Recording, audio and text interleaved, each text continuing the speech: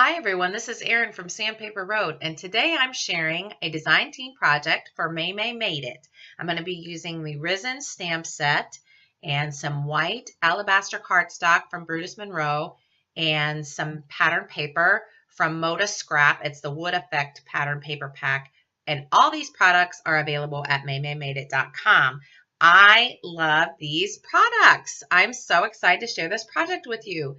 So I'm going to be using the cross stamp from this stamp set. It's got John 3:16, the scripture on it. And I chose a piece of pattern paper from the Wood Effect paper pack, but actually it was also the same piece of paper or the same pattern featured on the front. And it was a little bit faded on the front, and I thought that looked really good. So instead of using a piece of actual pattern paper from the pack, I used that same pattern, but from the front of the packaging. And I thought that looked really good, and it was going to match perfectly for what I had in mind for this project. Now I trimmed a piece of this cardstock, this alabaster cardstock, in half vertically, and then scored it in half and folded it to make a top folding A2 size card. This is the first time I'd worked with that cardstock, and it is heavy cardstock. It is amazing, and it takes to stamping really, really well. Now I wanted to make a distressed look, but I didn't have one of those little distress tools. So I'm actually holding this paper really, really firmly with my left hand and dragging the blade of my scissors across the edge of the paper. I'm trying to be really careful, not just so I don't cut my fingers, but kind of like how you would peel fruit or peel potatoes or something. Just, you kind of have to be firm, but you kind of have to be careful at the same time. And that kind of opens up the edge of the paper. Then I'm using a Doris embossing folder, cross embossing folder, and that gave it a really, really nice background look over top. Now, to bring that out a little bit, I got some Distress Oxide ink in frayed burlap, and just using a blending tool, I just wanted to pounce just a little bit over the words on the top, bottom, left, and right of the cross, just to make you have to look a little bit closer at it. And then I went across the edges with the ink and the blending tool as well. That was perfect for me. That's exactly the way I wanted it to look. Just a little bit, not too much, because remember, we're going to have the stamped image over top. Now, the stamping platform that I have is the Tim Holtz stamping platform, and I use another piece of that alabaster cardstock, that Brutus Monroe cardstock, to stamp the cross. And I'm going to be using some Memento Tuxedo Black ink for stamping.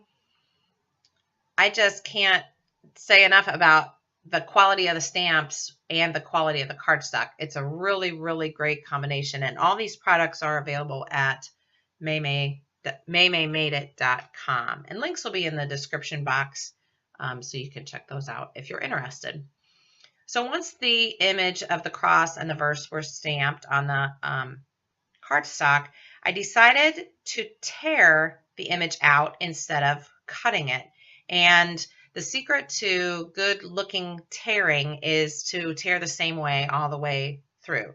So I'm tearing toward me the whole time. I just turn the cross and then tear toward me. I turn the cross and tear toward me. Turn the cross and tear toward me. Always, always, always. Now, I could do it the other way, but then I would have to do it the other way the whole time. So whatever way you choose, just do it the same way the whole time, and then go back in and you can do details later, like how I'm doing right here, just detail tearing. But if you're always tearing the same way, it looks great every time. Then I used a little bit of that. I had that ink already out, so I inked around the edges.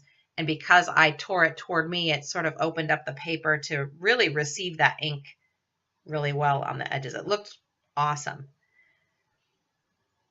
And then that's where that's going to go. I knew I was going to use some foam tape to kind of mount that up.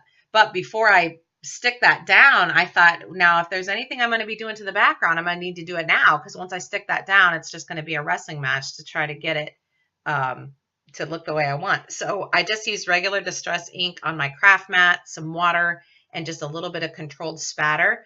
And then just a paper towel to pick up the excess. And that was it. That's regular Distress ink in black soot. Then I used Distress Oxide ink, and I think that's ice spruce. The same thing, just smoosh it on the craft mat, a little bit of water, that's Seedless Preserves in Distress Oxide, a little paintbrush, and just boom, boom, boom, just a few little spatters. And you can leave it down on your paper longer for darker spatters, less time for lighter spatters. You can choose whatever colors you want. It's just a nice way to add a little something and give the look you want.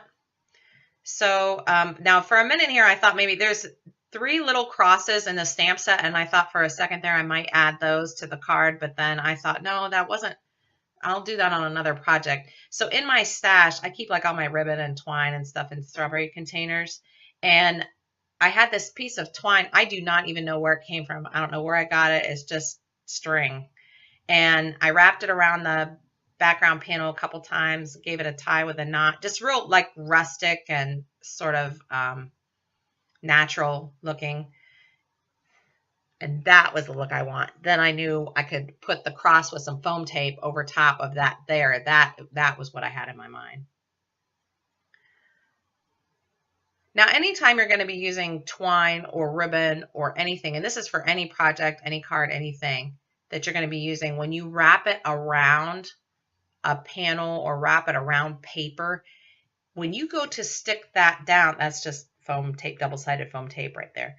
But when you go to stick down the panel, then you have to be mindful that you're going to have a bump in where the string is. So you're going to have to either add some foam tape to the panel where the string is not, or this is a trick I'm going to show you, because some people just truly don't have foam tape, or they don't have fun foam, or they just, maybe you just are out for the moment and you just don't have any. But here's a trick if you're out or you just don't have any foam or dimensional adhesive. Now I'm using some double-sided tape from Maymay Made It. It's really nice. This was the first time I've used it. You can tear it real easy, and it sticks really well. Now I'm just using, instead of using foam for the back, this is the trick. You can just use scraps of paper. Now I had all that paper, remember that from when I tore the cross out. So I'm just using scraps, and I think I layered like 2 layers of scrap paper on the part of the back of the panel that is not the string. And there's more adhesive, and then I think I put another layer.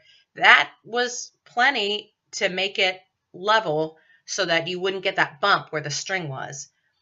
And of course, some people don't want to do that, or if you have foam, it's probably a little bit easier. But I thought, well, here's just a way you could do it if you didn't have foam. So then I used, this was the final pieces of the tape over top, and definitely over top of the string for sure, and some right in the middle. It holds really well though. That tape, you don't need much of it to get a really good secure bond. And that's it. That is it. We pull off the release paper and stick it down, and that's it. Nice and easy. Look at that. Isn't that nice? I love that spatter. Now for a final touch, I took some Distress ink in black soot and took it all the way around the outside edge. I needed just a little bit of a finishing touch for me, and that always seems to do it. So a special thank you to Maymay Made It for providing the products today. And if you like this video, please give it a thumbs up, and make sure to subscribe to Sandpaper Road and Maymay Made It on YouTube, and check out the description box for links to products and close-up photos. Thanks a lot for watching. Bye-bye.